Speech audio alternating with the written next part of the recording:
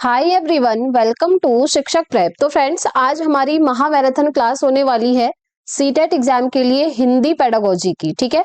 और सबसे पहले मैं आपको बता देना चाहती हूँ, अगर आप चैनल पर फर्स्ट टाइम विजिट किए हैं तो आपको नहीं पता होगा, इस चैनल पर फ्रेंड्स हम सीटेट की प्रिपरेशन करते हैं। हमने इससे पहले सीडीपी का महामैराथन क्लास कर लिया है, जहां पर एक क्लास वन शॉट के अंदर मैंने आपको कंप्लीट सीडीपी कोर्स करवा दिया है। तो आज की क्लास में हम हिंदी को पूरा कवर अप करेंगे वन शॉट में, इसीलिए महामैराथन क्लास रहेगी। और देखिए, अगर आप लास्ट टाइम पर रिवीजन के लिए एकदम एग्जाम ओरिएंटेड नोट्स लेना चाहते हैं ना, तो स्क्रीन पर आपको ये व्हाट्सएप नंबर दिख रहा है, इस पर आप व्हाट्सएप मैसेज करके पेड नोट्स को बहुत ही मिनिमम प्राइस पे ले सकते हैं, क्योंकि अभी नोट्स के ऊपर ऑफर चल रहा है। तो चलिए स्टार्ट करते हैं हमारी क्लास। हिंदी का पूरा वन शॉट मैराथन रहेगा। अगर अभी तक आपने हिंदी पढ़ी है या फिर नहीं पढ़ी है, दोनों ही कंडीशन में ये महामैराथन क्लास आपको इक्वली हेल्प करेगी, क्योंकि आज हम कंप्लीट हिंदी करने वाले हैं। एक भी टॉपिक ऐसा नहीं होगा जो कि आपका स्किप किया जाएगा। ठीक है, तो पूरा सिलेबस आज की वीडियो के अंदर आपका कवर अप हो जाएगा। इसी तरीके से सभी सब्जेक्ट की मैराथन क्लासेस हम करने वाले हैं। तो अगर आप चैनल पर फर्स्ट टाइम आए हैं फ्रेंड्स, तो चैनल को जल्दी से सब्सक्राइब कर लीजिए, क्योंकि यहाँ पर आपको एकदम फ्री ऑफ कॉस्ट क्लासेस दी जाती हैं। हमने पहले भी क्लासेस करी थी और अब एग्जाम नजदीक है, इसलिए अब हम मैराथन क्लासेस स्टार्ट कर रहे हैं। तो चलिए स्टार्ट करते हैं। सबसे पहले आप देखिए हिंदी। ठीक है, हिंदी के अंदर भाषा क्या होती है, यानी कि लैंग्वेज क्या है। तो एग्जाम में आपसे यहां से पूछा जाता है। देखिए, भाषा जो है ना, आपका संप्रेषण का एक माध्यम होती है। इसकी सहायता से हम अपने विचारों का आदान प्रदान कर सकते हैं, है ना। संप्रेषण मतलब क्या हुआ? कम्युनिकेशन, लोगों से बातचीत करना। आप लोगों से तभी बातचीत कर पाएंगे जब आपको कोई एक लैंग्वेज बोलनी आती होगी। जरूरी नहीं है कि वो लैंग्वेज आपकी हिंदी ही होगी या फिर इंग्लिश ही होगी या पंजाबी ही होगी, जरूरी नहीं है, डज नॉट मैटर। बट एक ना एक लैंग्वेज आपको बोलनी आनी चाहिए, ताकि आप अपने मन की बातें किसी दूसरे व्यक्ति के सामने एक्सप्रेस कर पाए और वो व्यक्ति आपकी बात को समझ पाए। ठीक है। नेक्स्ट पॉइंट आपसे कहता है कि ज्ञान की प्राप्ति के लिए भाषा अत्यंत आवश्यक है।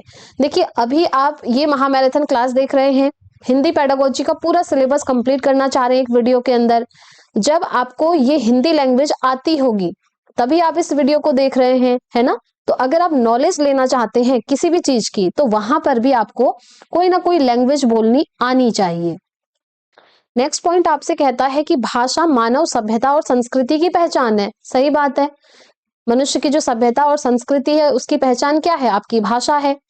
भाषा एक नियमबद्ध व्यवस्था है, ये भी सही बात है ना।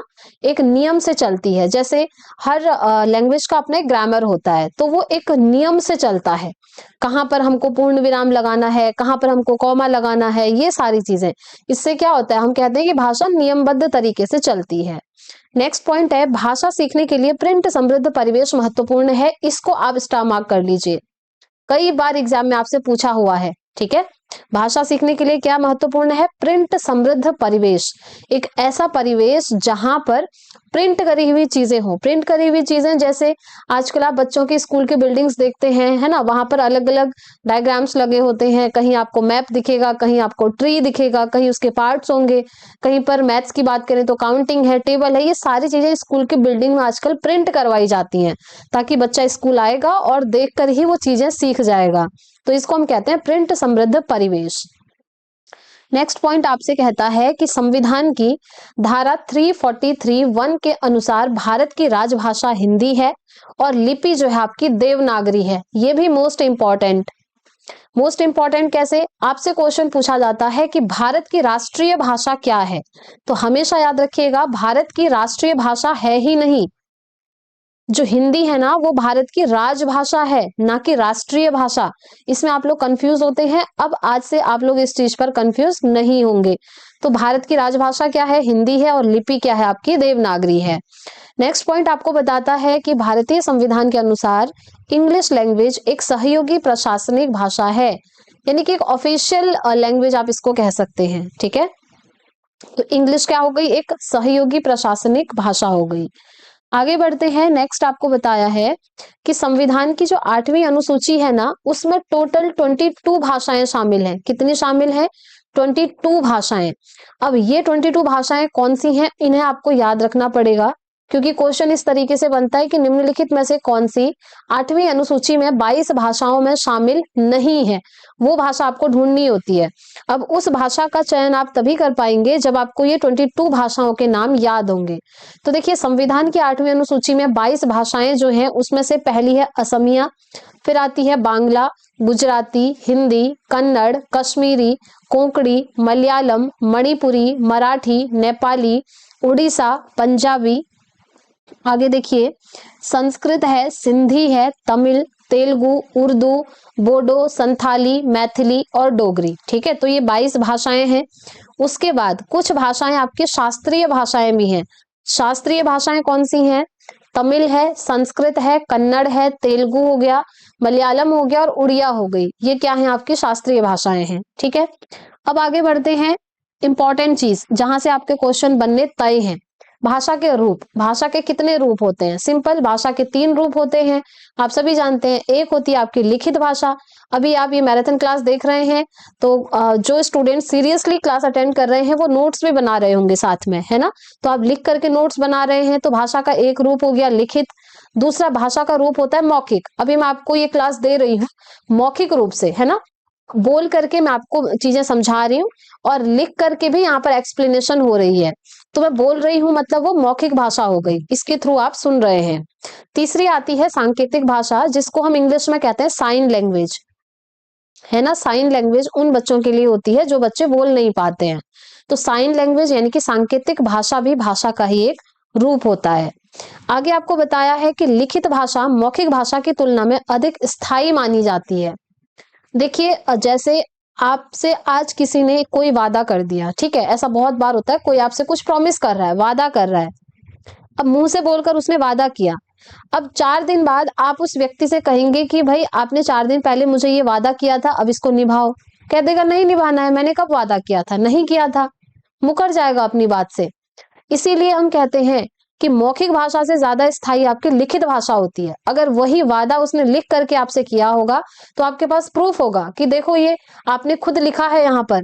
इसीलिए हम कहते हैं लिखित रूप में बहुत सारी चीजें लिखित रूप में ही होती है ना, जैसे आपके कोर्ट मैरिज वगैरह होती है, लिखित रूप में वहां पर सिग्नेचर होते हैं, ताकि फ्यूचर में आप ये ना कहें कि नहीं मैंने तो करी ही नहीं है ना? तो इसीलिए हम कहते हैं कि लिखित भाषा मौखिक भाषा की तुलना में अधिक स्थायी मानी जाती है। अब आता है इंपॉर्टेंट टॉपिक भाषा अर्जन। उसके बाद एक इंपॉर्टेंट टॉपिक आएगा भाषा अधिगम। देखिए, आज की क्लास में सारा कुछ इंपॉर्टेंट है क्योंकि पूरी मैराथन क्लास है, पूरा सिलेबस आपका कवर अप हो जाएगा, बिल्कुल भी आपको टेंशन नहीं लेना है। इसके बाद आपको कहीं से भी हिंदी पढ़ने की जरूरत और कहीं से नहीं पड़ेगी।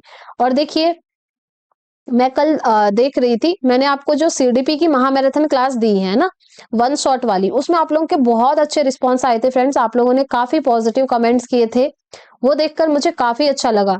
क्योंकि देखिए, हम आप लोगों के लिए ही मेहनत करते हैं ताकि आपका सीटेट क्वालिफाई हो सके, आप एग्जाम क्रैक कर सकें और उसके बाद आप पॉजिटिव रिव्यूज देते हैं ना, तो सच में बहुत अच्छा लगता है। तो अगर आज की क्लास आपको अच्छी लगेगी ना, तो इस महामैराथन क्लास में भी कमेंट करके अपने पॉजिटिव रिव्यू जरूर दीजिएगा। हाँ, आप तभी रिव्यूज दे पाएंगे जब आप पूरा वीडियो देख रहे होंगे। ठीक है, ऐसा नहीं है कि आपने 2 मिनट देखा आप रिव्यू दे दें, ये नहीं। अगर आपको दिल से क्लास अच्छी लगती है तो ही आप पॉजिटिव रिव्यूज दीजिएगा। चलिए, भाषा अर्जन क्या होता है? देखिए, भाषा अर्जन एक ऐसी प्रक्रिया है जिसके अंतर्गत बच्चा अपने आसपास के वातावरण और परिवेश में रहकर भाषा को सीखता है तथा वह दूसरों का अनुकरण करके भाषा को सीखता है। अब देखिए, एक छोटा बच्चा है, सपोज करिए, ठीक है, एक छोटा बच्चा जब जन्म लेता है तो सबसे पहले अपनी फैमिली में वो रहता है।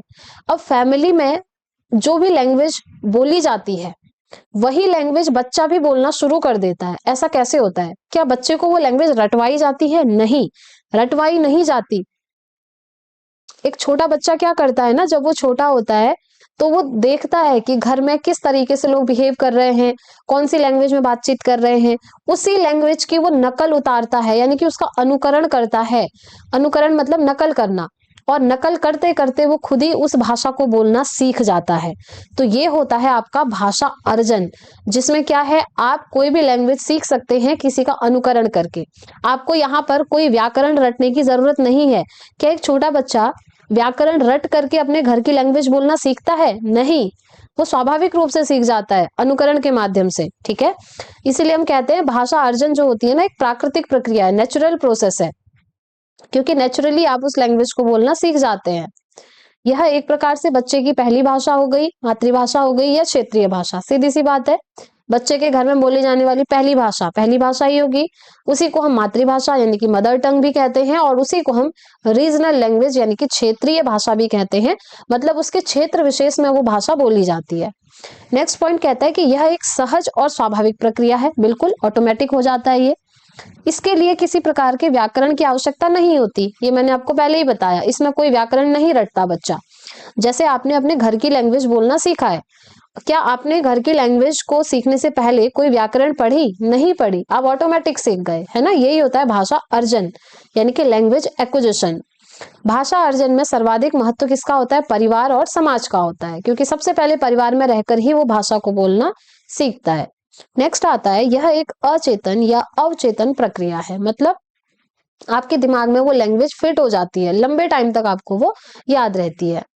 यह एक अनौपचारिक प्रक्रिया है, बिल्कुल अनौपचारिक मतलब हो गया इनफॉर्मल प्रोसेस, मतलब उस लैंग्वेज को आप कहीं से भी सीख सकते हैं, आपको कोई व्याकरण वगैरह रटने की जरूरत नहीं पड़ेगी।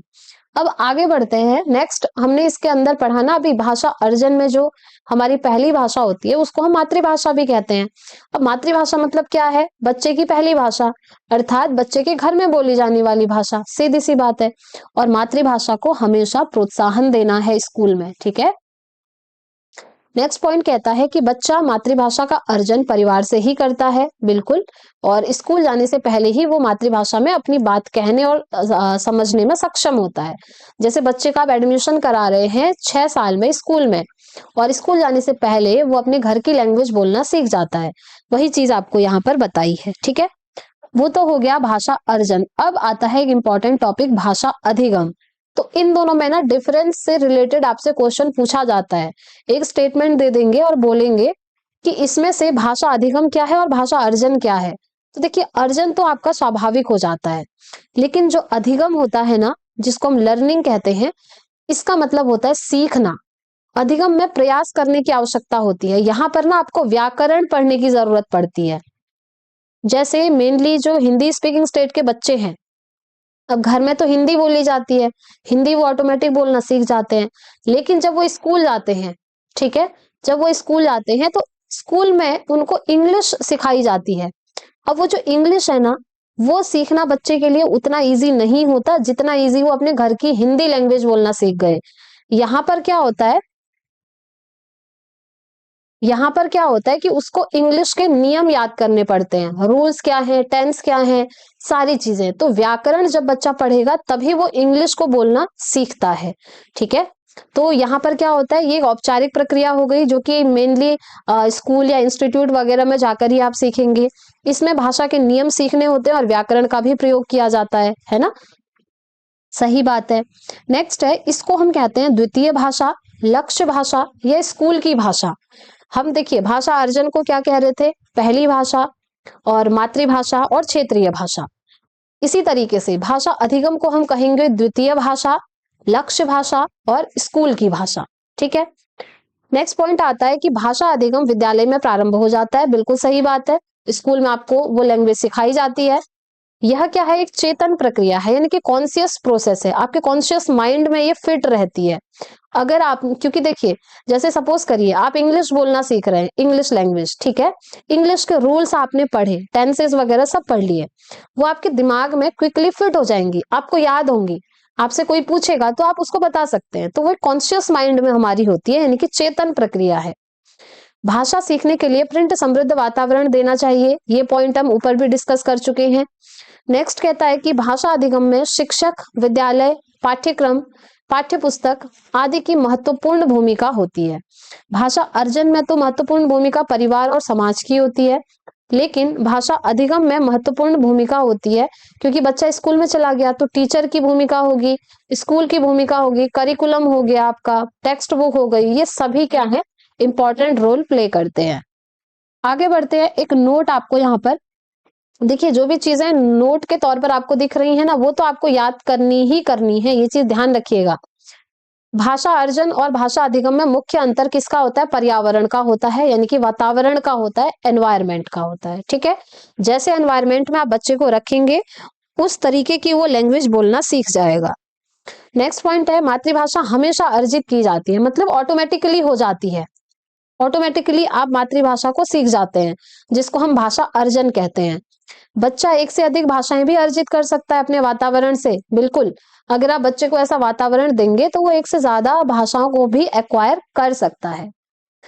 आगे बढ़ते हैं। नेक्स्ट आपको यहाँ पर बताया है भाषा के बारे में इनके विचार। अब भाषा को लेकर वाइगोत्स्की क्या कहते हैं, पियाजे क्या कहते हैं, स्किनर, चॉम्स्की, ये सब पढ़ेंगे। तो देखिए, सबसे पहले वाइगोत्स्की की बात करते हैं। तो वाइगोत्स्की कहते हैं कि भाषा सामाजिक अंतःक्रिया द्वारा सीखी जाती है, मतलब आप समाज में जब एक दूसरे से बातचीत करते हैं तो आप भाषा को बोलना सीख सकते हैं। ठीक हो गया, यानी कि सोशल इंटरेक्शन की यहाँ पर बात करी है। दूसरा, पियाजे। पियाजे क्या कहते हैं कि भाषा जो है परिवेश के साथ अंतःक्रिया से सीखी जाती है। ठीक है, उसके बाद स्किनर क्या कह रहे हैं कि भाषा अनुकरण और पुनर्बलन से सीखी जाती है। अनुकरण अभी हमने पढ़ा था, नकल, है ना, बच्चा नकल करके भाषा को बोलना सीख जाता है। और साथ में पुनर्बलन। पुनर्बलन मतलब इंग्लिश में जिसको हम रीइंफोर्समेंट के नाम से जानते हैं। इसमें क्या होता है ना, जैसे आप बच्चे को अप्रिशिएट कर रहे हैं कि वेरी गुड बेटा, आप लैंग्वेज बोलना सीख रहे हैं, सही कर रहे हैं, आप सही तरीके से सीख रहे हैं। अगर आप इस तरीके से उसको मोटिवेट करेंगे, पुनर्बलन देंगे, तो वो और अच्छे से मेहनत करेगा भाषा सीखने के लिए। ठीक है, तो ये कौन कह रहे हैं? स्किनर महोदय कह रहे हैं। आगे बढ़ते हैं। नेक्स्ट हमारे आते हैं जो लिंग्विस्टिक हैं, नोम चॉम्स्की। ठीक है, नोम चॉम्स्की क्या कहते हैं कि बच्चों में भाषा अर्जन की क्षमता जन्मजात होती है। बिल्कुल, ये क्वेश्चन आपसे पूछा जाता है क्योंकि ये हम हिंदी पेडागोजी पढ़ रहे हैं अभी, और हिंदी में जो आपके भाषाविद हैं, लिंग्विस्टिक हैं, वो नोम चॉम्स्की ही हैं। इनका पूरा नाम है नोम चॉम्स्की। तो ये क्या कहते हैं कि भाषा अर्जन की क्षमता बच्चे के अंदर जन्मजात होती है, यानी कि बच्चों में इनेट कैपेबिलिटी होती है लैंग्वेज को एक्वायर करने की, जन्मजात क्षमता। और यही जो है नोम चॉम्स्की बात करते हैं LAD के बारे में। LAD का फुल फॉर्म होता है लैंग्वेज एक्विजिशन डिवाइस, जिसको हम हिंदी में कहते हैं भाषा अधिग्रहण यंत्र। अभी आगे भी आएगा, ठीक है, वहां पर मैं आपको इसको एक्सप्लेन कर दूंगी, अभी आप इतना समझ लीजिए। ये कहते हैं कि बच्चे के दिमाग में ना LAD होता है, जिसकी हेल्प से बच्चे के अंदर भाषा को सीखने की जन्मजात क्षमता होती है। ठीक हो गया, आगे बढ़ते हैं। नेक्स्ट यहाँ पर प्रोफेसर स्मिथ भी कुछ कह रहे हैं भाषा को लेकर। तो देखिए, प्रोफेसर स्मिथ का कहना है कि एक जो बच्चा है ना, जब वो 1 साल का होता है तो तब वो 3 शब्द बोलना सीख लेता है, और जब बच्चा 2 साल का होता है तो वो 272 शब्द बोलना सीख जाता है, और जब बच्चा 5 साल का होता है तो 2072 शब्द बोलना वो सीख जाता है। बस ये 3 स्टेटमेंट दिए हैं प्रोफेसर स्मिथ ने, इंपॉर्टेंट है, इन्हें आप याद रखेंगे। अब बढ़ते हैं आगे। अब आता है भाषा विकास के चरण, यानी कि स्टेप्स ऑफ लैंग्वेज डेवलपमेंट। ठीक है, अब भाषा का विकास किन चरणों में होता है, इंपॉर्टेंट है, याद रखिएगा। देखिए, हमारी जो PYQ की सीरीज चल रही है, आप वहां पर देखते होंगे, इससे रिलेटेड क्वेश्चन काफी पूछे गए हैं कि जैसे कोइंग की स्टेज है, इसमें बच्चा किस तरीके के शब्द निकालना स्टार्ट करता है। जो आपका ईयर आई थिंक 2023 में ये क्वेश्चन पूछा हुआ था कि जो बैबलिंग की स्टेज होती है उसमें बच्चा कितने साल का होता है, तो आप कहेंगे 6 मंथ का होता है। ठीक है, तो इस तरीके से आप ध्यान रखिएगा। चलिए समझते हैं भाषा विकास के चरण। तो भाषा विकास के चरण में सबसे पहले आता है रोना, यानी कि क्राइंग। सबसे पहली स्टेज, जब बच्चे का जन्म होता है वो रोना ही स्टार्ट करता है ना, तो वो हो गई। तो वो स्टेज आपकी होती है जब बच्चा 0 से 2 मंथ का होता है, यानी कि जन्म से 2 मंथ का। इस अवस्था में बच्चा क्या करता है, रोना शुरू कर देता है। ठीक है, नेक्स्ट इस जो आपका स्टेप आता है वो है कूकना, जिसको हम इंग्लिश में कोइंग कहते हैं। कोइंग बच्चा तब करता है जब वो 6 वीक का होता है। इस अवस्था में बच्चा क्या करता है, म, क, प, इस तरीके की आवाजें निकालना स्टार्ट कर देता है। ठीक है, फिर आता है आपका बलबलाना, जिसको हम इंग्लिश में कहते हैं बैबलिंग। बैबलिंग में बच्चा होता है 6 मंथ का। जब बच्चा 6 मंथ का हो जाता है तो बच्चा क्या करता है, सिंगल सिलेबस वर्ड बोलना शुरू कर देता है।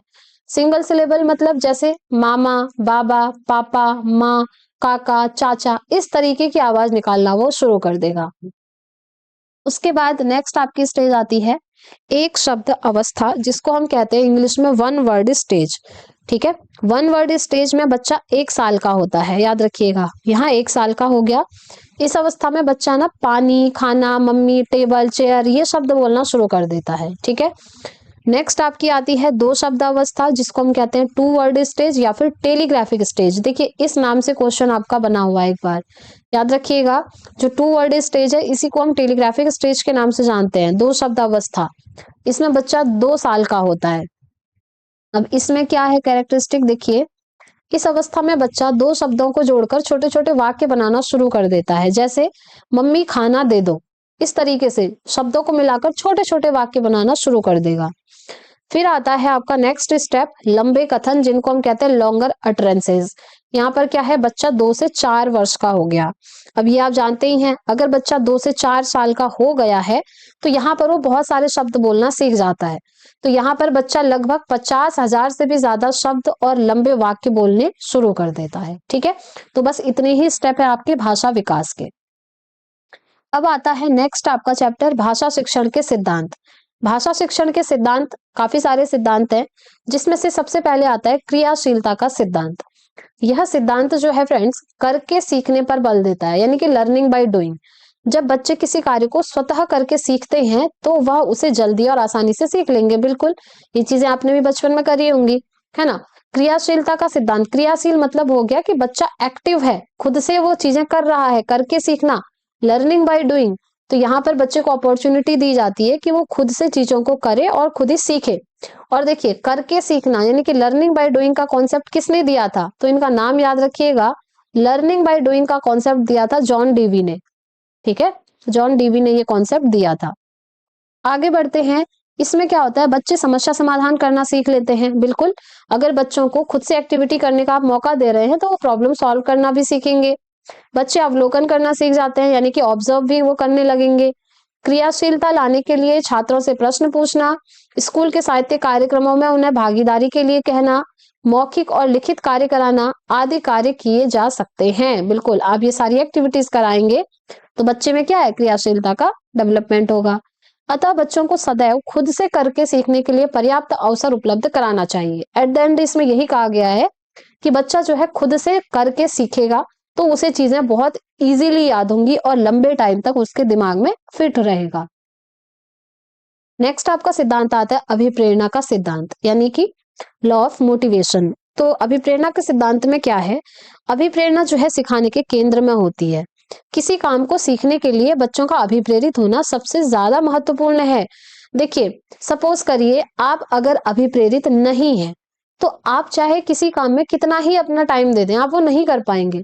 लेकिन अगर आप अंदर से मोटिवेटेड हैं, अभिप्रेरित हैं किसी काम को करने के लिए, तो फिर आप उस काम को बहुत जल्दी और आसानी से सीख जाएंगे। अभिप्रेरणा से किसी कार्य को शुरू करने की, उसको बनाए रखने की और अंत तक पहुंचाने की एक दिशा मिलती है। जैसे देखिए आप सीटेट की प्रिपरेशन कर रहे हैं, ये क्लास देख रहे हैं, है ना। आप चाहते हैं कि सीटेट मेरा अच्छे मार्क्स के साथ क्वालिफाई हो जाए, तो इसके लिए आपको अंदर से मोटिवेशन चाहिए होगा। और आप मोटिवेटेड हैं, आप अभिप्रेरित हैं, इसीलिए आप अपनी प्रिपरेशन कर रहे हैं। ठीक है, तो ये हो गया अभिप्रेरणा का सिद्धांत। नेक्स्ट आता है रुचि का सिद्धांत। नाम से ही क्लियर है, रुचि। बच्चों में आपको सबसे पहले रुचि पैदा करानी होगी, इंटरेस्ट जगाना होगा चीजों को सीखने के लिए, तब जाकर आप सिखाइए।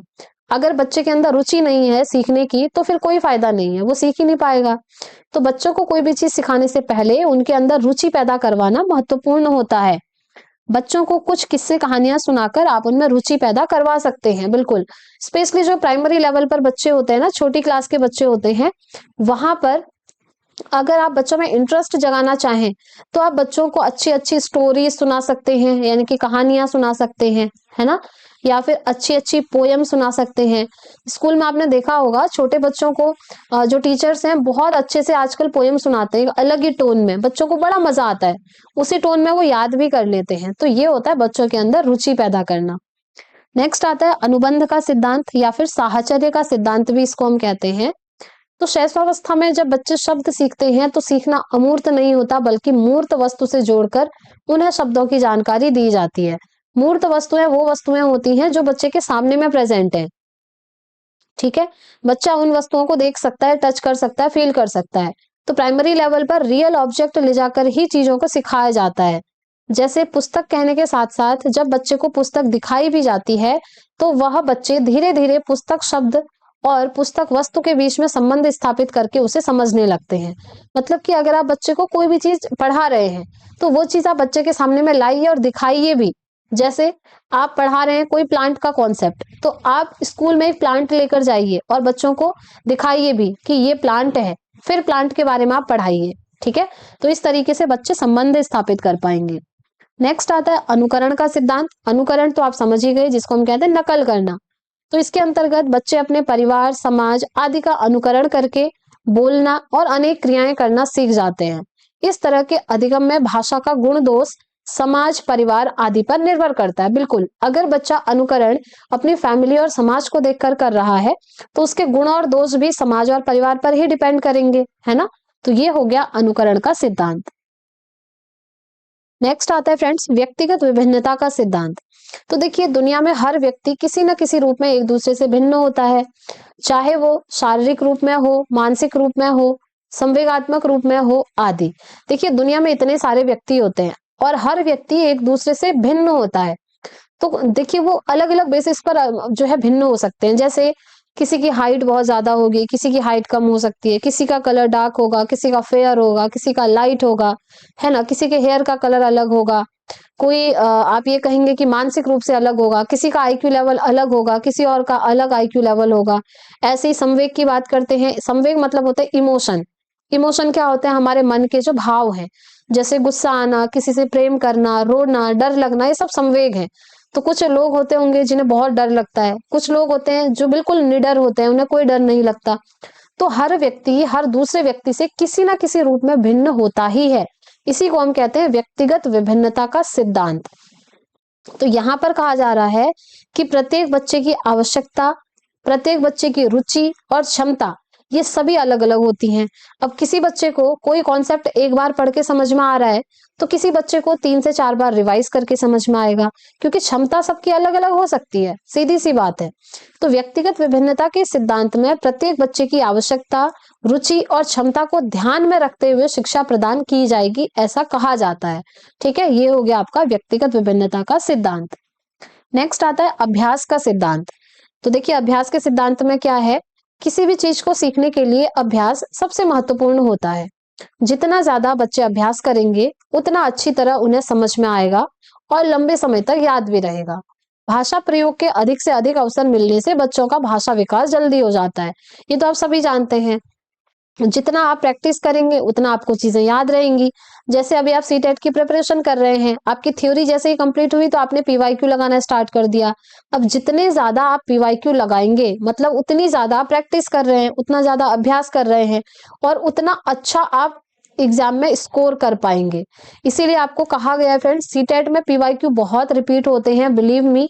थियोरी कंप्लीट होने के बाद पीवाईक्यू आप ज्यादा से ज्यादा लगाइएगा ताकि आप स्कोर अच्छा कर पाए।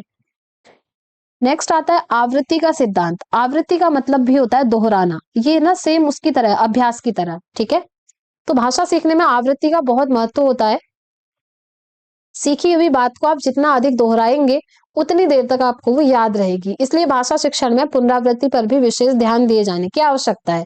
मतलब दोहराव, आवृत्ति, बार बार रिपीट करना चीजों को। अगर आप कोई चीज सीख रहे हैं तो उसको रिपीट करते रहें। ऐसा ना करें कि एक बार आपने पढ़ लिया बस हो गया, उसके बाद आपने उसको खोला ही नहीं, फिर वो आपको याद नहीं रहेगा। इसलिए बात यहाँ पर हो रही है कि बार बार आपको उसे दोहराना पड़ेगा। नेक्स्ट आता है लोकतांत्रिक मूल्यों का सिद्धांत। इसमें क्या है देखिए, बच्चों में भाषा विकास के लिए कक्षा का वातावरण ऐसा होना चाहिए जिसमें बच्चा अपनी बात को स्वतंत्रता पूर्वक कह सके। मतलब लोकतांत्रिक मूल्य, उसको फ्रीडम होना चाहिए कि वो अपने मन की बात कह सके। ठीक है, अगर फ्रीडम ही नहीं है तो फिर आपको कैसे पता लगेगा कि बच्चों को चीजें समझ में आ रही हैं या नहीं आ रही हैं। तो बच्चे को पूरा पूरा फ्रीडम होना चाहिए कि वो अपने मन की बात टीचर के सामने रख सके। नेक्स्ट आपका सिद्धांत आता है जीवन समन्वय का सिद्धांत, थियोरी ऑफ लाइफ कोऑर्डिनेशन। तो इसमें क्या है देखिए, मनोवैज्ञानिकों ने यह सिद्ध किया है कि बच्चे उन विषयों एवं क्रियाओं में अधिक रुचि लेते हैं जो उनके वास्तविक जीवन से संबंधित होती हैं। सही बात है, ये चीज आपके साथ भी होती होगी। जब आप एकेडमिक्स में स्कूल जाते होंगे, अगर आपके रियल लाइफ से कनेक्टेड कोई चीज टीचर पढ़ाते हैं तो आपको ज्यादा मजा आता होगा, ज्यादा इंटरेस्ट आता होगा। अतः अध्यापक को चाहिए कि वो बच्चों को पढ़ाने के लिए जिस भी सामग्री का चयन करें उसका संबंध बच्चों के रियल लाइफ से होना चाहिए, बच्चों के जीवन से होना चाहिए। ठीक है, तभी बच्चा इंटरेस्ट के साथ पढ़ेगा। चलिए, तो ये भी हमारे सारे सिद्धांत कंप्लीट होते हैं। अब आता है हमारा next and most most important chapter. थोड़ा सा लेंथी चैप्टर है ये, और यहाँ से क्वेश्चन आपके डेफिनेटली बनने हैं। देखिए, याद करने की ट्रिक्स भी मैंने यहाँ पर लिखी हुई हैं, आगे बढ़ते हुए मैं सारी ट्रिक भी आपको बताते हुए चलूंगी। तो आपसे पूछा जाता है सबसे पहले, भाषाई कौशल कितने प्रकार के हैं? तो आप कहेंगे भाषाई कौशल 4 प्रकार के होते हैं। सबसे पहला होता है सुनना, दूसरा होता है बोलना, तीसरा होता है पढ़ना, चौथा होता है लिखना। और ये चारों ही चीजें आपको आती हैं, और ये इसी सीक्वेंस में चलता है। सीक्वेंस भी याद रखना है, सुनना, बोलना, पढ़ना, लिखना। ठीक है, तो ये क्या हो गए आपके भाषाई कौशल हो गए, यानी कि लैंग्वेज स्किल हो गई। याद करने की ट्रिक क्या है? याद करने की ट्रिक है सु बो प ली, यानी कि सुनना, बोलना, पढ़ना और लिखना। इंग्लिश में अगर आप याद रखना चाहें, LSRW। एल मतलब हो गया लिसनिंग, एस हो गया स्पीकिंग, आर हो गया रीडिंग, डब्ल्यू हो गया राइटिंग। ठीक है, अगर आप चाहें तो इंग्लिश में भी ऐसे याद रख सकते हैं। अब आगे बढ़ेंगे, और ये जो आपके 4 लैंग्वेज स्किल्स है ना, इनको हम वन बाय वन डिटेल में समझेंगे। जैसे आपका जो सुनना है, सबसे पहले लिसनिंग जो आपका लैंग्वेज स्किल आता है, इसके अंदर क्या क्या चीजें आती हैं, सबसे पहले इसको समझेंगे। फिर बोलना, उसके बाद पढ़ना और उसके बाद लिखना। चलिए, सबसे पहले कुछ बेसिक चीजें हैं जो कि इन चारों के अंदर आती हैं, वो देखते हैं। उसके बाद उनको वन बाय वन डिटेल में समझेंगे। तो सबसे पहले आपको बताया है कि भाषा के ये चारों मुख्य कौशल आपस में अंतः संबंधित और एकीकृत होते हैं। अंतः संबंधित मतलब है कोऑर्डिनेशन होता है इनके बीच में। ठीक है, एक दूसरे से संबंधित होते हैं। जैसे आप सुन रहे हैं तो आप बोलेंगे भी, जब आप सुनेंगे तो ही बोलेंगे, है ना। फिर जब आप पढ़ेंगे तो आप उस चीज को लिख सकते हैं। तो ये जो चारों स्किल है आपस में अंतः संबंधित होती है, इंटरकनेक्टेड होती है। नेक्स्ट पॉइंट कहता है कि जो भाषाई कौशल है, सुनना, बोलना, पढ़ना, लिखना, ये एक साथ में सीखे जाते हैं, एक इंटीग्रेटेड मैनर में सीखे जाते हैं। जैसे बच्चा सुनने के साथ साथ बोलना भी सीखता है, पढ़ने के साथ साथ वो लिखना भी सीखेगा। जैसे देखिए, सबसे पहले बच्चा सुनना स्टार्ट करता है, पहली प्रोसेस। अब जब बच्चे ने सुनना सीख लिया, उसके बाद बच्चा बोलना स्टार्ट कर देगा। अब जब बच्चा बोलना स्टार्ट कर रहा है तो सुनना भूल तो नहीं जाएगा, सुनना भी उसके साथ साथ ही चलेगा, सीधी सी बात है। फिर जब उसने बोलना सीख लिया तो उसने पढ़ना स्टार्ट करा। अब जब वो पढ़ना सीख रहा है तो साथ में सुनना और बोलना भी चलेगा, ये तीनों एक साथ चलेंगे। उसके बाद लास्ट में जब बच्चा लिखना सीखता है तो लिखना सीखने के साथ साथ सुनना, बोलना, पढ़ना, ये 3 चीजें भी चलेंगी। तो इसीलिए कहा गया है कि ये चारों चीजें एक साथ में सीखी जाती हैं इसी सीक्वेंस के अंदर। ठीक है, आगे बढ़ते हैं, ये इंपॉर्टेंट है। इनमें से जो सुनना और बढ़ना पढ़ना भाषाई कौशल है ना, सुनना और पढ़ना, सु बो प ली, जिसमें से पहला और तीसरा है सुनना और पढ़ना, ये भाषा के ग्रहम्यात्मक कौशल कहलाते हैं। ग्रहम्यात्मक मतलब होता है फ्रेंड्स, चीजों को आप ग्रहण कर रहे हैं, रिसीव कर रहे हैं। जब आप कोई चीज सुनते हैं तो आप उस चीज को रिसीव करते हैं, ग्रहण करते हैं ना सामने वाले की बात को। और जब आप पढ़ते हैं तब भी आप चीजों को ग्रहण करते हैं। तो इसलिए इसको हम ग्रहम्यात्मक कौशल कहते हैं। और जब बोलना और लिखना होता है, यहाँ पर बच्चा खुद एक्टिव है, बच्चा खुद से बोल रहा है, बच्चा खुद से लिख रहा है, तो ये होता है आपका अभिव्यक्तात्मक कौशल। मतलब बच्चा खुद को अभिव्यक्त कर रहा है, एक्सप्रेस कर रहा है, प्रोड्यूस कर रहा है ना। तो इसीलिए बोलना और लिखना क्या हो गया आपका अभिव्यक्तात्मक कौशल हो गया। तो ये आपको ध्यान रखना है, ये आपका इंपॉर्टेंट है। आगे आपको बताया है, बोलना और लिखना कौशलों से हम अपनी बात को किसी के सामने अभिव्यक्त कर सकते हैं, और सुनना तथा पढ़ना कौशलों से हम दूसरों के विचार और बातों को ग्रहण कर सकते हैं। सीधी सी बात है, ये मैंने आपको समझा दिया। नेक्स्ट पॉइंट आपको आता है, भाषा कौशल का मनोवैज्ञानिक क्रम क्या है। ये मैंने आपको स्टार्टिंग में भी बोला, इसी क्रम में आपको याद रखना है, सुनना, बोलना, पढ़ना और लिखना, यानी कि लिसनिंग, स्पीकिंग, रीडिंग और राइटिंग, इसी सीक्वेंस में आपको ये याद रखना है। ठीक है, अब सबसे पहले आता है सुनना कौशल। देखिए, अब इनको एक एक करके पढ़ेंगे डिटेल में। सबसे पहले सुनना को कवर करते हैं। तो जो सुनना भाषाई कौशल होता है उसको हम कहते हैं श्रवण कौशल। श्रवण मतलब क्या होता है, सुनना, है ना।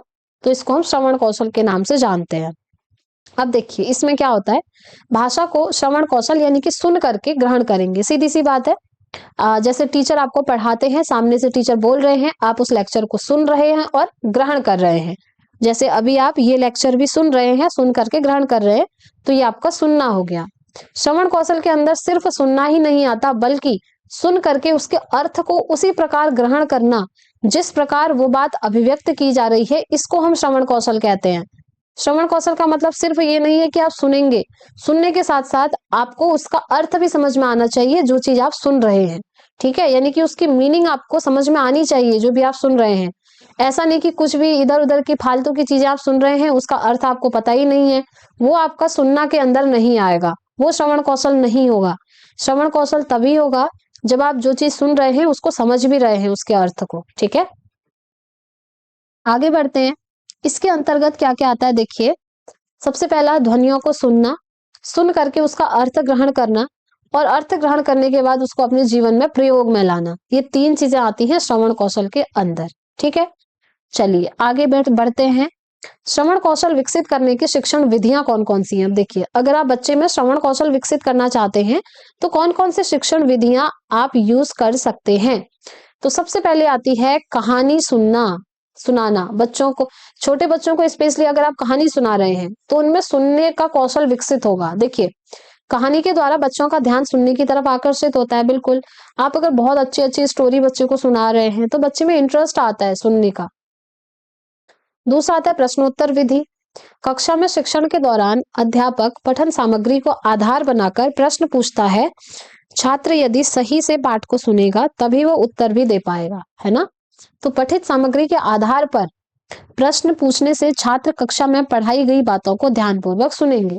मतलब प्रश्नोत्तर विधि, जिसमें आप बच्चों से क्वेश्चन पूछेंगे, बच्चे आंसर करेंगे, तो इससे आप बच्चे में सुनने का कौशल विकसित कर सकते हैं। तीसरी मेथड आती है भाषण विधि, यानी कि लेक्चर मेथड।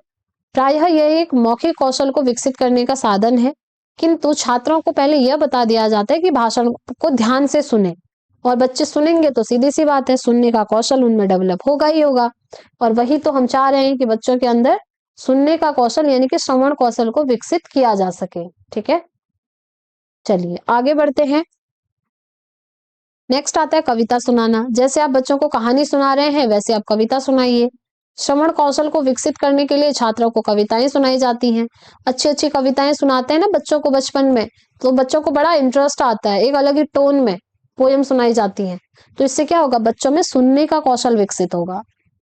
अब नेक्स्ट आता है आपका वाचन कौशल, जिसको हम बोलना कह रहे हैं।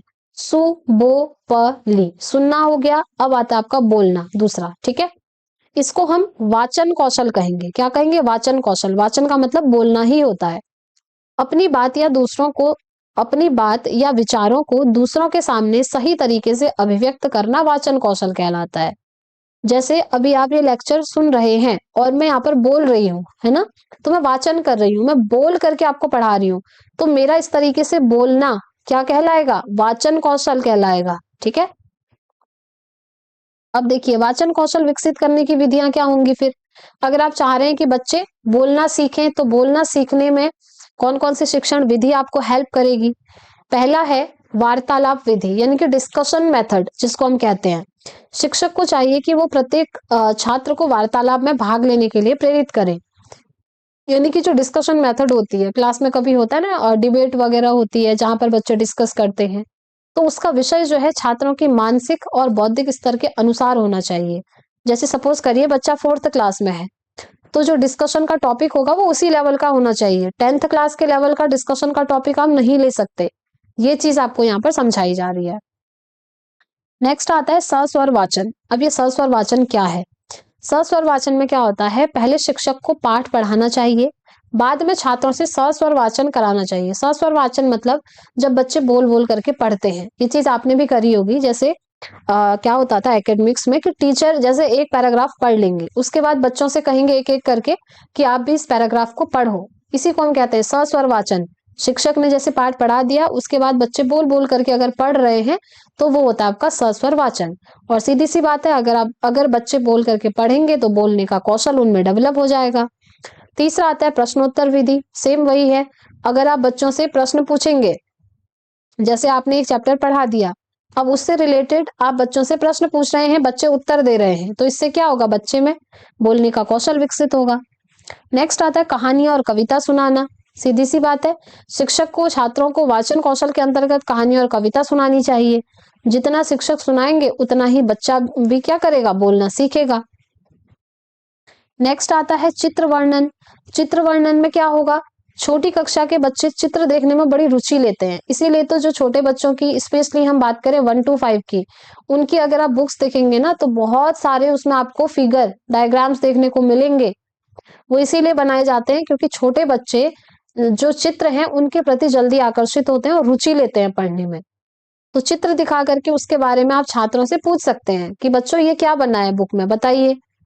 इसी तरीके से नेक्स्ट वाद विवाद हो गया, नाटक हो गया और भाषण हो गया, इनके माध्यम से भी। और समूह में अगर आप कोई एक्टिविटी करा रहे हैं जैसे विचार विमर्श, वर्णमाला विधि, अक्षर विधि, इन सभी से क्या होगा, बच्चों में बोलने का कौशल विकसित होगा।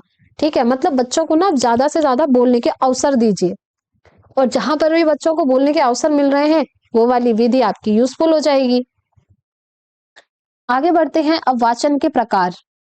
वाचन के प्रकार क्या होते हैं, देखिए सबसे पहले सस्वर वाचन, ये आप समझ गए, जब बच्चे बोल बोल करके पढ़ते हैं, और ये स्पेशली छोटी कक्षाओं के लिए हेल्पफुल होता है। दूसरा आता है मौन वाचन। मौन वाचन क्या होता है, जब बच्चे मन ही मन पढ़ते हैं। मन ही मन बच्चे कब पढ़ते हैं, जब बच्चे बड़ी क्लास में चले जाते हैं, है ना। छोटे बच्चे तो जोर जोर से बोलकर पढ़ते हैं, अब आप बड़े बच्चे हो गए हैं तो आप मन ही मन चीजों को पढ़ेंगे।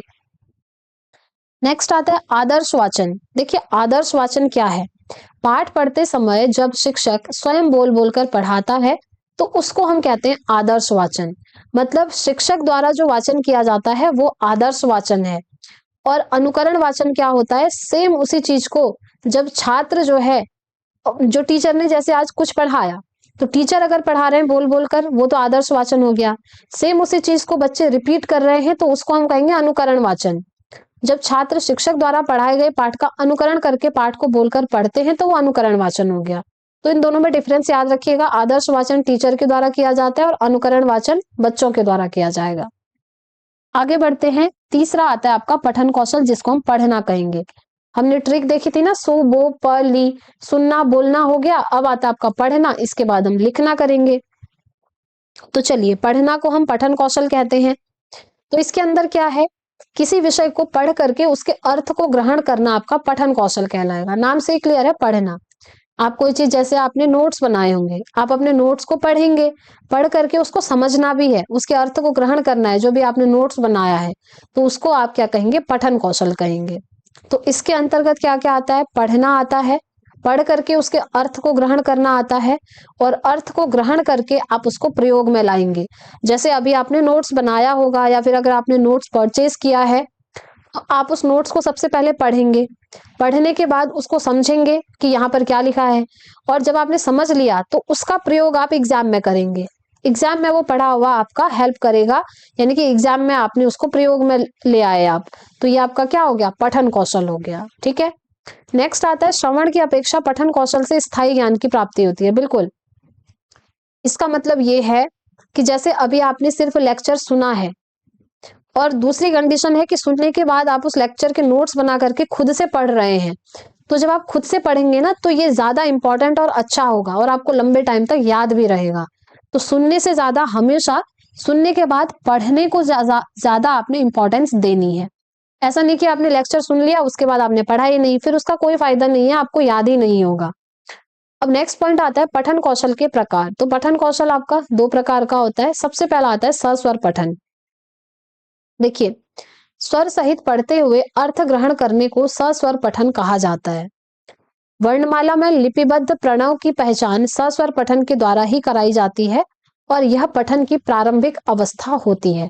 पठन की प्रारंभिक अवस्था है सस्वर पठन, नाम से ही क्लियर है, स्वर के साथ पढ़ते हुए उसके अर्थ को समझना सस्वर पठन। अब सस्वर पठन के गुण क्या हैं? तो देखिए, सस्वर पठन करते समय शुद्धता और स्पष्टता का ध्यान रखना चाहिए, क्योंकि आप स्वर के साथ जोर जोर से बोलकर पढ़ रहे हैं। पठन जो आपका भावानुकूल करना चाहिए, मतलब आप उसके भाव को, उसके अर्थ को भी समझ पाए। विराम चिन्हों का आपको ध्यान रखना है। ठीक है, जैसे हिंदी में होता है ना, विराम चिन्ह लगे हैं, वहां पर थोड़ा सा पॉज देना होता है, तो वो आपको ध्यान रखना है। सस्वर पठन में आत्मविश्वास होना चाहिए। अगर आप कोई चीज पढ़ रहे हैं तो पूरे कॉन्फिडेंस के साथ आप पढ़ें। सस्वर पठन को फिर से हम दो भागों में डिवाइड करते हैं, एक आता है इंडिविजुअल और दूसरा आता है ग्रुप। इंडिविजुअल यानी कि वैयक्तिक पठन, और ग्रुप होता है आपका सामूहिक पठन। नाम से ही क्लियर है। वैयक्तिक पठन में आप क्या करेंगे? वैयक्तिक पठन में क्या होगा? बच्चा इंडिविजुअली खुद से अकेले में पढ़ेगा। सामूहिक पठन में क्या होगा? ग्रुप रीडिंग होगी, बहुत सारे बच्चे ग्रुप बना करके पढ़ेंगे। ठीक है। नेक्स्ट आता है आपका मौन पठन। मौन पठन में क्या है? लिखित सामग्री को चुपचाप से बिना आवाज निकाले मन ही मन पढ़ना मौन पठन कहलाता है। नाम से क्लियर है। बड़ी क्लास के लिए ये हेल्प करता है ना, जैसे आप लोग अपनी तैयारी करते हैं तो मन ही मन आप अपने नोट्स को रिवाइज करते होंगे, तो ये मौन पठन हो गया। मौन पठन के गुण क्या है? इसमें थकान कम होगी, क्योंकि आप बोलेंगे नहीं तो आपकी एनर्जी बचेगी। आपका मन, नेत्र और मस्तिष्क ये तीनों ही आपके सक्रिय होंगे। उसके साथ ही मौन पठन में जो पाठक है वो एकाग्रता और ध्यान केंद्रित करके पढ़ेगा। जब आप पढ़ाई करते हैं, एग्जाम की तैयारी कर रहे हैं, फुल आपका जो एकाग्रता होती है, आपका फोकस होता है ना, यह कक्षा में अनुशासन बनाए रखने में हेल्प करेगा। बिल्कुल, अगर बच्चे मन ही मन पढ़ रहे हैं तो डिसिप्लिन अच्छा बना रहेगा। स्वाध्याय की रुचि जागृत होगी, यानी कि सेल्फ स्टडी करना बच्चा सीख जाएगा। चिंतन करने और गहन अध्ययन करने में भी ये सहायक होगा। बिल्कुल, बच्चे सोच करके डीपली स्टडी करना यहाँ से सीखेंगे। अब मौन पठन के भी भेद होते हैं। मौन पठन के अंदर सबसे पहले आता है गंभीर पठन, यानी कि सीरियस रीडिंग। इसमें क्या होता है? भाषा पर अधिकार करना, केंद्रीय भाव की खोज करना, विषय वस्तु पर अधिकार करना और नवीन सूचनाएं एकत्रित करना, ये आता है आपका गंभीर पठन के अंदर। उसके बाद द्रुत पठन आता है। द्रुत पठन मतलब क्विक रीडिंग, ये ऐसे लिखा जाएगा द्रुत पठन। ठीक है। द्रुत पठन के अंदर क्या आता है? सीखी हुई भाषा का अभ्यास करना तेज तेज, क्योंकि क्विकली यहाँ पर रिवीजन हो रहा है। खाली समय का आप सदुपयोग करेंगे, आपको आनंद आएगा, सूचनाएं एकत्रित करेंगे और साहित्य का परिचय आप यहाँ से प्राप्त कर सकते हैं। तो ये आपका द्रुत पठन हो गया। अब आता है पठन कौशल की शिक्षण विधियां। अगर आप बच्चों के अंदर पढ़ने का कौशल डेवलप करना चाहते हैं तो कुछ शिक्षण विधियां हैं जो आपको यूज करनी है। सबसे पहले आता है वर्ण बोध विधि। देखिए, आपका जो बोलने का कौशल है ना, वाचन कौशल, उसको अगर आप बच्चे में डेवलप कराना चाह रहे हैं तो सबसे पहले वर्ण बोध विधि का आप प्रयोग करेंगे। इसमें क्या होता है? पहले बच्चों को वर्णों का ज्ञान दिया जाता है, स्वर पहले और व्यंजन बाद में, और फिर मात्राओं का ज्ञान बच्चे को दिया जाएगा। मतलब इस सीक्वेंस में पढ़ाया जाता है। सबसे पहले बच्चों को स्वर की नॉलेज दी जाती है, फिर बच्चों को व्यंजन के बारे में पढ़ाया जाता है, व्यंजन के बाद मात्राओं का कॉन्सेप्ट पढ़ाया जाएगा। इस तरीके से आगे को आप बच्चे को पढ़ाएंगे। तो अगर आप इस तरीके से वर्ण बोध से स्टार्ट करते हैं तो बच्चे के लिए पठन कौशल, बच्चे के अंदर पढ़ने का कौशल बहुत अच्छे से विकसित कर सकते हैं। नेक्स्ट आता है ध्वनि साम्य विधि। इसमें क्या होता है? समान उच्चारण वाले शब्दों को साथ साथ में सिखाया जाता है। मतलब कुछ शब्द ऐसे होते हैं ना जो एक जैसे होते हैं, तो उनको एक साथ साथ ही सिखा दिया जाता है। नेक्स्ट आता है स्वरोच्चारण विधि। स्वरोच्चारण यानी कि स्वर का उच्चारण। इसमें क्या होता है ना कि 12 खड़ी को आधार बनाया जाता है। जैसे क, का, की, कु, इस तरीके से क्या होता है? अक्षर और शब्दों को उनके स्वर ध्वनि के अनुसार पढ़ाया जाता है। मतलब स्वर का जो ध्वनि, जो साउंड निकल रहा है ना, प्रोनाउंसिएशन, उसके बारे में पढ़ाया जाता है। नेक्स्ट आता है देखो और कहो विधि। इसमें क्या है? इसमें शब्द से संबंधित चित्र दिखा करके शब्द का ज्ञान कराया जाता है। जैसे लिखा है एप्पल, ठीक है, एप्पल लिखा है तो एप्पल का चित्र भी वहां पर बना करके दिखाया जाएगा इस तरीके से कि ये एप्पल है। ठीक है। ये एक मनोवैज्ञानिक विधि होती है और कई बार देखने, सुनने और बोलने से वर्णों के चित्र जो होते हैं मस्तिष्क पर अंकित हो जाते हैं। इसीलिए छोटी क्लासेस में चित्र बनाए होते हैं बुक्स में बच्चों की। वाक्य विधि में क्या होता है? इस विधि में वाक्य या वाक्यांशों में बालक बोलता है, पहले वाक्य, फिर शब्द, फिर वर्ण, इस प्रकार क्रम में बच्चों को पढ़ाना सिखाया जाता है। ठीक है, ये हो गई वाक्य विधि।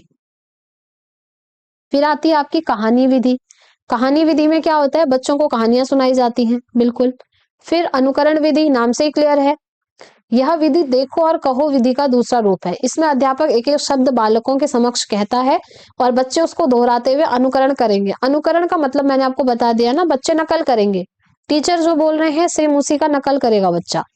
इस प्रकार छात्र क्या करते हैं, शब्द ध्वनि का उच्चारण और पढ़ना सीख लेते हैं। ठीक है, अब चौथा भाषाई कौशल आता है लिखना, सु बो प ली। ठीक है, सुनना बोलना पढ़ना हो गया है, अब आता है लिखना, चौथा कौशल। इसको हम लेखन कौशल के नाम से जानते हैं। अब लेखन कौशल क्या होता है, अपने विचारों या बातों को लिख करके अभिव्यक्त करना लेखन कौशल कहलाता है। जैसे आप किसी को लेटर लिखते हैं अपने मन के भाव एक्सप्रेस करके, तो वो आपका लेखन कौशल हो गया। ठीक है, तो लेखन आपका 3 प्रकार का होता है। किस किस तरीके से आप लिख सकते हैं? सबसे पहला सुलेख लिखना। सुलेख का मतलब क्या होता है, सुंदर लिखना। आपके स्कूल में भी हुआ होगा ना सुलेख का कंपटीशन, राइटिंग कंपटीशन, उसमें क्या होता है, आप बहुत सुंदर लिखने की कोशिश करते हैं। दूसरा आता है श्रुतलेख। श्रुतलेख मतलब होता है सुन करके लिखना, टीचर आगे से बोलेंगे और बच्चे उसको लिखेंगे, यानी कि सुन करके लिखना। इसमें क्या होता है, वर्तनी की अशुद्धियां दूर होती हैं। अनुलेख क्या होता है, अक्षरों का अनुरेखण यानी कि ट्रेस करना। ट्रेस करना मतलब जैसे छोटे बच्चों को आपने देखा होगा, स्टार्टिंग में जब वो स्कूल जाते हैं उन्हें अगर लिखना नहीं आता है, तब सीधी सी बात है ना, अगर आप स्टार्ट कर रहे हैं सबसे पहले बच्चे को कुछ नहीं आएगा, लेकिन धीरे धीरे बच्चे लिखना सीख जाते हैं। अब जैसे स्टार्टिंग में बच्चे को ऐसे अ बनाना नहीं सिखाते, स्टार्टिंग में क्या होता है ना, अक्षरों का अनुरेखण, इस तरीके से ये पॉइंट बने होते हैं। आपने छोटे बच्चों की बुक में देखा होगा, इस तरीके से अ बना होगा, बच्चों को बोला जाएगा कि इसके ऊपर आप चढ़ाओ अपनी पेंसिल से। तो इस तरीके का जो ये है ना, ये अक्षरों का अनुरेखण होता है, ट्रेस जिसको हम कहते हैं। फिर बच्चा इसको ऐसे फिल कर देगा जहां जहां पॉइंट उसको दिख रहे हैं, ऐसे। देखिए मैंने भी कितना अच्छा अ बनाना सीख लिया, ऐसे ही बच्चे भी सीखते हैं। ठीक है, तो ये लेखन का तीसरा प्रकार होता है। अब देखिए लेखन का प्रक्रिया उपागम क्या है। इसमें बच्चे क्रमबद्ध तरीके से सीखते हुए लेखन कौशल में दक्ष बनते हैं। याद रखिएगा, लेखन का प्रक्रिया उपागम कहता है कि बच्चे क्रमबद्ध तरीके से सीखते हुए लेखन कौशल में एकदम दक्ष यानी कि प्रोफिशिएंट बन जाते हैं। ये हमारा भाषाई कौशल का चैप्टर एकदम कंप्लीट होता है फ्रेंड्स। भाषाई कौशल में आपसे जो जो पूछा जाता है वो सारी चीजें मैंने आपको करवा दी। अब आता है नेक्स्ट चैप्टर, भाषा के बारे में जीन पियाजे का क्या कहना है। चलिए, इनके अनुसार संज्ञानात्मक विकास से भाषा विकास होता है। ये कहते हैं सबसे पहले बच्चे के दिमाग का विकास होगा। संज्ञानात्मक मतलब उसके दिमाग का विकास, उसके ब्रेन का डेवलपमेंट। और जब ब्रेन डेवलप कर जाएगा तो फिर बच्चा लैंग्वेज बोलना सीखेगा, यानी कि भाषा बोलना सीखेगा। पियाजे अहम केंद्रित वाक्य की बात करते हैं, इगोसेंट्रिक स्पीच जिसको हम इंग्लिश में कहते हैं। अहम केंद्रित वाक्य का मतलब होता है जब बच्चा जो है खुद ही अपनी टूटी फूटी भाषा में खुद से ही बातचीत करता है, उसको हम कहते हैं बच्चे की अहम केंद्रित वाक्य। जब बच्चा खुद से ही बातचीत करेगा, ये होता है 2 से 6 वर्ष की उम्र में। ठीक है, जीन पियाजे के अनुसार पढ़ रहे हैं अभी। जीन पियाजे ने भाषा को संज्ञानात्मक विकास के लिए ज्यादा महत्वपूर्ण नहीं माना है।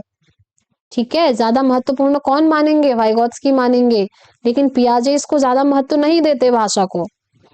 जीन पियाजे कहते हैं कि पहले विचार आया और फिर भाषा। याद रखिएगा, पहले विचार उसके बाद भाषा, यानी कि पहले थॉट आया उसके बाद लैंग्वेज आई। वही चीज है, थॉट आपके दिमाग में आएगा, आपके संज्ञान में आएगा, है ना।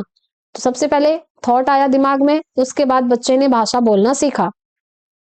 जीन पियाजे ने कहा है कि विचार से ही भाषा आती है, मतलब पहले विचार उसके बाद भाषा, और विचार भाषा को सुनिश्चित भी करता है, यानी कि थॉट प्रिसीड लैंग्वेज, आप ये कह सकते हैं। जीन पियाजे ने संज्ञानात्मक विकास का सिद्धांत दिया था। ये तो आप सभी लोग जानते होंगे जितने भी लोग सीटेट की प्रिपरेशन कर रहे हैं, क्योंकि पियाजे के बिना आपका सीटेट क्वालिफाई नहीं हो सकता। पियाजे की थियरी हम सीडीपी में कंप्लीट कर चुके हैं। सीडीपी की मैराथन मैं आपको अभी भी बोल रही हूँ फ्रेंड्स, अगर आप सीडीपी में अच्छा स्कोर करना चाहते हैं, इधर उधर भटकने की आपको नीड नहीं है। एक 1 शॉट के अंदर ही आप अपना पूरा सीडीपी कवर अप कर लेंगे। मैराथन का लिंक मैं आपको डिस्क्रिप्शन बॉक्स में प्रोवाइड करा दूंगी, वहां से आप लोग देख लीजिएगा। चलिए अब बात करते हैं वाइगोत्स्की साहब के बारे में। वाइगोत्स्की क्या कहते हैं भाषा को लेकर। तो देखिए वाइगोत्स्की भाषा को बहुत महत्व देते हैं, याद रखें। ठीक है, तो वाइगोत्स्की ने भाषा विकास के लिए सामाजिक अंतःक्रिया को जरूरी माना, यानी कि सोशल इंटरेक्शन। बच्चा समाज में लोगों से बातचीत करेगा और भाषा बोलना सीख जाएगा। इनके अनुसार बच्चे भाषा को अपने परिवेश से अंतःक्रिया करते हुए सीखते हैं, वही है समाज में एक दूसरे से बातचीत करके सीख लेंगे। इनके अनुसार निजी भाषा, निज वाक जिसको हम प्राइवेट स्पीच कह रहे हैं, बालक के संज्ञानात्मक विकास में सहायता करते हैं। मतलब इन्होंने बात करी है निज वाक की। ठीक है। और कह रहे निज वाक हेल्प करता है बच्चे के दिमाग का विकास करने में। इनके अनुसार निजी भाषा से संज्ञानात्मक विकास होता है। ठीक है। पियाजे ने क्या कहा, पहले संज्ञानात्मक विकास होगा फिर भाषा आएगी, लेकिन ये कहते हैं पहले भाषा आएगी फिर संज्ञान डेवलप होगा। वाइगोत्स्की ने सामाजिक सांस्कृतिक विकास का सिद्धांत दिया है। वाइगोत्स्की के सिद्धांत का नाम आप सभी जानते हैं, सोशियो कल्चरल डेवलपमेंट थियरी, यानी कि सामाजिक सांस्कृतिक विकास का सिद्धांत। चलिए आगे बढ़ते हैं। ले वाइगोत्स्की के सिद्धांत में भाषा के 3 महत्वपूर्ण पक्ष हैं। इन्होंने 3 पक्षों की बात करी है। सबसे पहला सामाजिक वाक, दूसरा निज वाक और तीसरा आता है आपका आंतरिक मौन वाक। अब ये क्या है देखिए। सामाजिक वाक यानी कि सोशल स्पीच, बच्चे कहते हैं सोशल स्पीच वाइगोत्स्की कहते हैं कि बच्चों में सोशल स्पीच 0 से 2 वर्ष की उम्र में आ जाती है।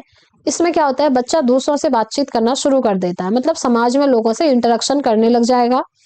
निज वाक यानी कि प्राइवेट स्पीच, जब बच्चा 3 से 6 वर्ष की उम्र में होता है तो बच्चा बोल बोल करके खुद से ही बातचीत करेगा, जैसे आप लोग करते हैं, सीटेट की तैयारी कर रहे हैं ना, जैसे आपने एक कॉन्सेप्ट पढ़ लिया, आपने जैसे कोहलबर्ग का थियोरी पढ़ लिया, अब आप खुद से ही बोलते हैं कि कोहलबर्ग मैंने कंप्लीट कर लिया है, अब मुझे वाइगोत्स्की पढ़ना है। तो जब आप खुद से बोल बोल कर बातचीत करते हैं तो ये आपका प्राइवेट स्पीच कहलाता है। नेक्स्ट आपका आता है आंतरिक मौन वाक यानी कि साइलेंट इनर स्पीच। इसमें क्या होता है, बच्चे की उम्र होती है 6 वर्ष से ज्यादा यानी कि 6+ ईयर। ठीक है। इसमें क्या होता है, बच्चा मन ही मन खुद से बातचीत करता है, अब बोल बोल कर बात नहीं करेगा, अब मन ही मन बात करेगा। इसको हम कहेंगे साइलेंट इनर स्पीच। अच्छा, आगे देखिए वाइगोत्स्की के अनुसार भाषा और विचार शुरुआत में एक दूसरे से स्वतंत्र होते हैं और बाद में एक में ही मिल जाते हैं। ये इंपॉर्टेंट पॉइंट है।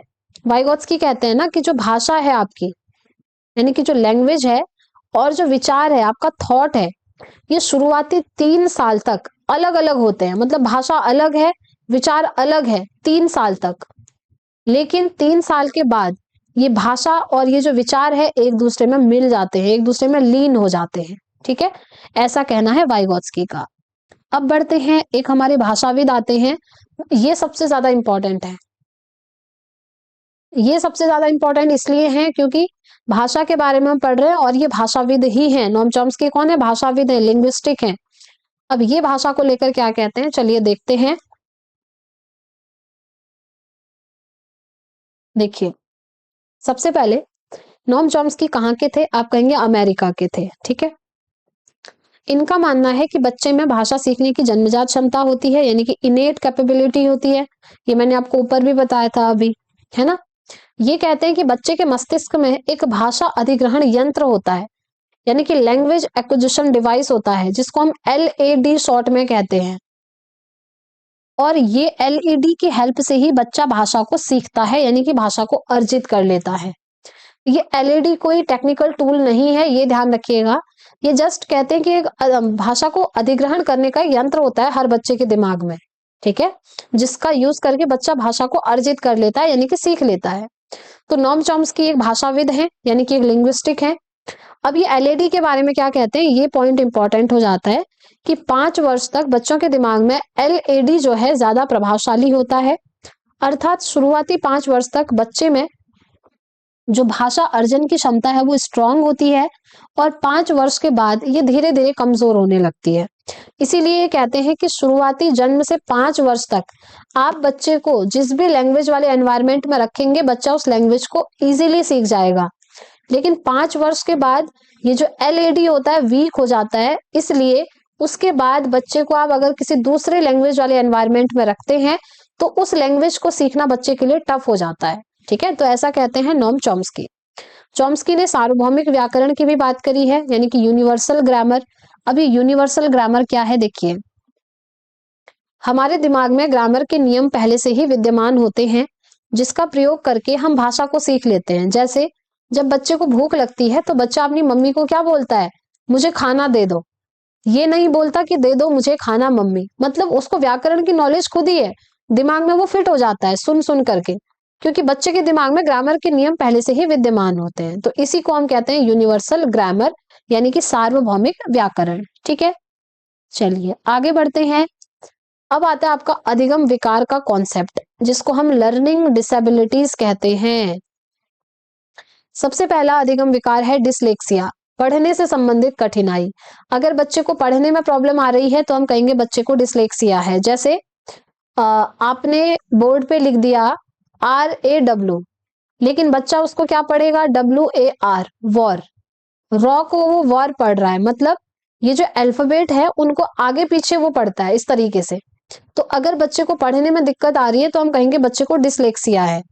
ऐसे ही अगर बच्चे को लिखने में प्रॉब्लम आती है तो हम कहेंगे बच्चे को डिसग्राफिया है। ठीक है, 2 क्वेश्चन आपके यहां से कंफर्म है, ध्यान से सुनिएगा अधिगम विकार से। डिसकैलकुलिया में क्या होता है, गणितीय गणना से संबंधित कठिनाई। अगर बच्चे को गणना करने में प्रॉब्लम आ रही है तो बच्चे को डिसकैलकुलिया है। उसके बाद आता है डिस्मोर्फिया, भ्रम वाली स्थिति। अगर बच्चा भ्रम में जी रहा है तो उसको डिस्मोर्फिया है। डिस्फेजिया या अफेजिया, इसमें क्या होता है, बच्चे को बोलने और सुनने में भाषा से संबंधित कठिनाई आती है। ठीक है, उसके बाद आता है डिस्प्लेक्सिया। डिस्प्लेक्सिया में क्या होता है, शारीरिक कौशल से संबंधित विकार, यानी कि उसके जो फिजिकल स्किल्स हैं उससे रिलेटेड उसमें कोई दिक्कत आ जाती है, तो उसको हम कहते हैं डिस्प्लेक्सिया। अगर बच्चा बहुत ज्यादा तनाव में है, बहुत ज्यादा स्ट्रेस में है, तो हम कहेंगे बच्चे को डिस्थीमिया है। ठीक है, डिस्थीमिया। ऐसे ही अगर बच्चे को अमनेशिया है तो बच्चे को भूलने से संबंधित बीमारी हो जाएगी। अगर बच्चे को सोलालोक है तो बच्चा नींद में चलना स्टार्ट कर देगा। आपने देखा होगा काफी सारे लोग नींद में चलते हैं, तो क्योंकि उनको क्या होता है, सोलालोक होता है। ठीक है, ये भी एक लर्निंग डिसेबिलिटी होती है। अब आता है नेक्स्ट आपका ADHD एंड ऑटिज्म।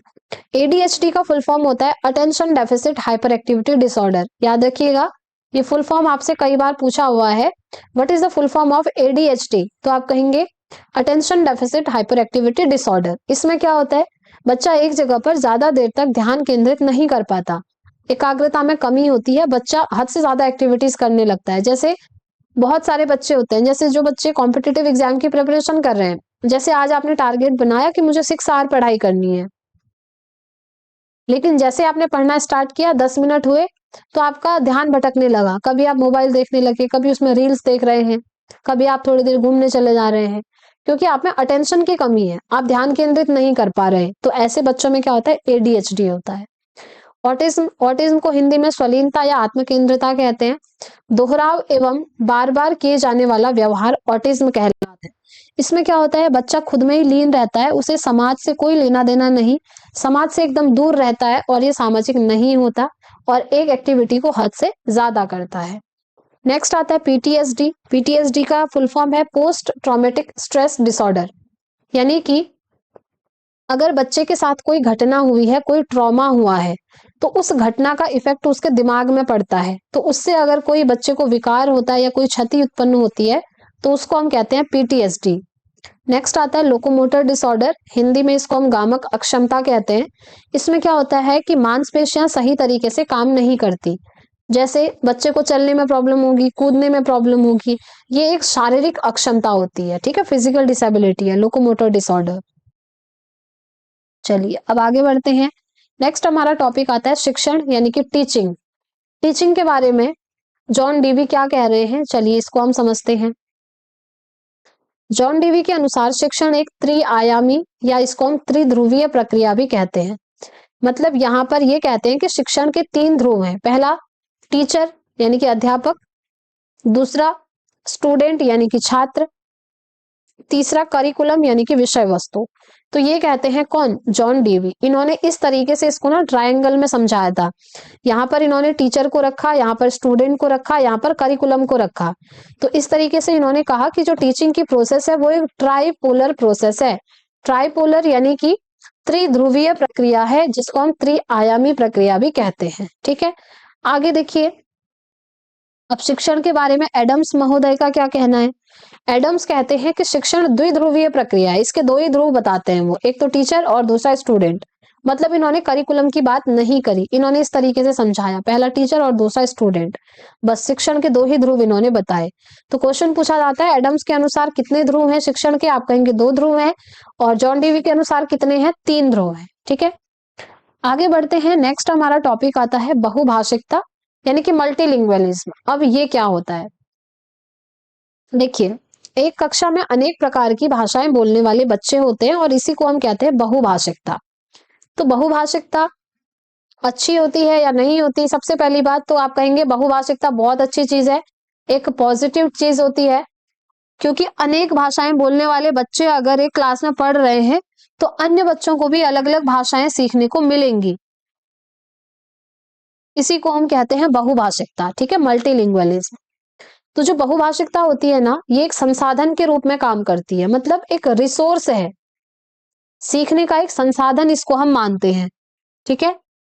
नेक्स्ट आता है बहुभाषी कक्षा में बच्चे अपनी मातृभाषा में विचारों का आदान प्रदान करते हैं। मतलब बहुभाषिकता में क्या होता है, बच्चों को उनकी मातृभाषा में बोलने के अवसर दिए जाते हैं। बहुभाषिक कक्षा बच्चों को शब्द भंडार में वृद्धि करती है, ठीक है, यानी कि अगर बहुभाषी कक्षा होगी तो बच्चों को बहुत सारी भाषाएं बोलना आएगा, और बहुत सारी भाषाएं बोलना आएगा मतलब बच्चों में शब्द भंडार में वृद्धि होगी। बहुभाषिकता को एनसीएफ 2005 और एनईपी 2020 ने भी बढ़ावा दिया है। एनसीएफ 2005 और एनईपी 2020 ये हम मैराथन क्लास में कवर अप कर चुके हैं, सीडीपी वाली, वो आप देख लीजिएगा। हिंदी में इनके बारे में डिटेल में ज्यादा नहीं आता, बस आपको इतना ध्यान रखना है कि एनसीएफ 2005 और एनईपी 2020 बहुभाषिकता को प्रमोट करते हैं। नेक्स्ट पॉइंट आता है बहुभाषिकता हमारी पहचान है और हमारी सभ्यता और संस्कृति का अभिन्न अंग है। हम कहते हैं ना India is a multilingual country, यहाँ पर बहुत सारी जो लैंग्वेजेस हैं वो बोली जाती हैं। आगे बढ़ते हैं, कक्षा में विभिन्न भाषाओं का प्रयोग करना सांस्कृतिक आदान प्रदान का भी माध्यम है। देखिए अगर अलग अलग लैंग्वेज बोलने वाले बच्चे होंगे मतलब उनकी संस्कृति भी अलग अलग होगी, तो सभी बच्चों की संस्कृति भी लोगों को समझ में आएगी। भिन्न भिन्न भाषाओं के प्रयोग करने से सभी छात्रों को एक दूसरे की भाषा समझने का मौका मिलेगा और अपनी मातृभाषा का सम्मान करने के साथ ही दूसरों की भाषा और संस्कृति के बारे में भी बच्चे जान पाएंगे, ठीक है। तो इसीलिए बहुभाषिकता को प्रमोट किया जाता है। बहुभाषिक क्षमता संज्ञानात्मक वृद्धि, सामाजिक सहिष्णुता, विस्तृत चिंतन और बौद्धिक उपलब्धियों के स्तर को भी बढ़ाती है। इसलिए भाषाओं को विद्यालयों में एक संसाधन के रूप में प्रयोग किया जा सकता है, ठीक है। तो बहुभाषिकता कहने का मतलब है पॉजिटिव टर्म होता है, सीखने का एक संसाधन के रूप में ये काम आती है और इसमें मातृभाषा में बच्चे को बातचीत करने दिया जाता है। आगे बढ़ते हैं, नेक्स्ट आता है आपका त्रिभाषा सूत्र। अब ये त्रिभाषा सूत्र क्या है, थ्री लैंग्वेज फॉर्मूला। तो देखिए थ्री लैंग्वेज फॉर्मूला किसने दिया था, ये दिया था कोठारी आयोग ने। कब दिया था, 1964-66 में दिया था। इनके अनुसार जो पहली भाषा होगी ना, पहली भाषा के रूप में बच्चों को हम मातृभाषा में पढ़ाएंगे, जिसको हम क्षेत्रीय भाषा भी कहते हैं और बच्चे की पहली भाषा भी कहते हैं, ठीक है।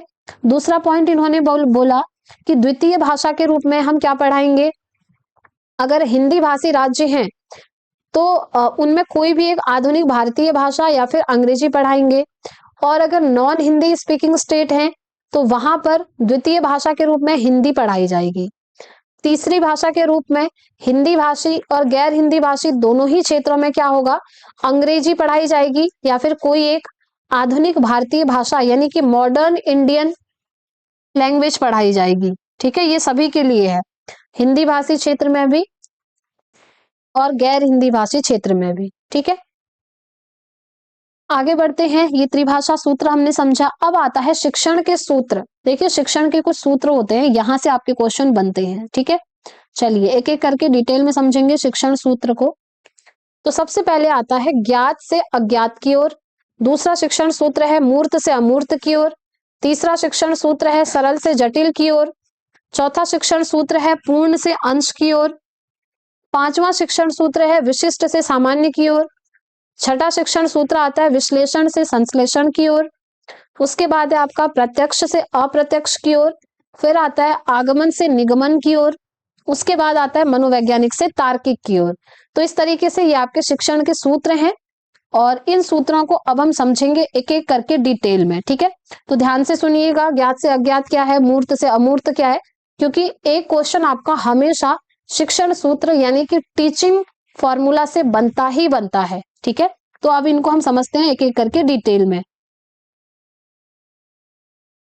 तो इनके बारे में जो डिटेल है फ्रेंड्स वो हम इसके पार्ट 2 में कवर अप करेंगे। इसका मैं एक मैराथन पार्ट 2 लेकर आऊंगी जिसमें हम आगे के सारे चैप्टर्स को कवर अप कर लेंगे। तो आई होप आज का ये जो मैराथन सेशन था हमारा आपको अच्छा लगा होगा। अगर आपको चीजें समझ में आई हैं तो प्लीज कमेंट करके अपने रिव्यू जरूर शेयर करिएगा। साथ ही साथ वीडियो को लाइक कर दीजिएगा और इसका जो सेकंड पार्ट आएगा ना उसका लिंक इसी वीडियो के नीचे मैं आपको डिस्क्रिप्शन बॉक्स में और कमेंट बॉक्स में भी शेयर कर दूंगी। और साथ ही साथ आप टेलीग्राम ज्वाइन कर लीजिएगा क्योंकि वहां पर आपको हर एक क्लास की अपडेट मिलती है। साथ ही साथ जो भी इंपॉर्टेंट चीजें होती हैं वहां पर आपको शेयर करी जाती हैं। ठीक है, तो चलिए इस क्लास में इतना ही रखते हैं। मिलते हैं मैराथन क्लास पार्ट 2 के साथ। Thanks for watching.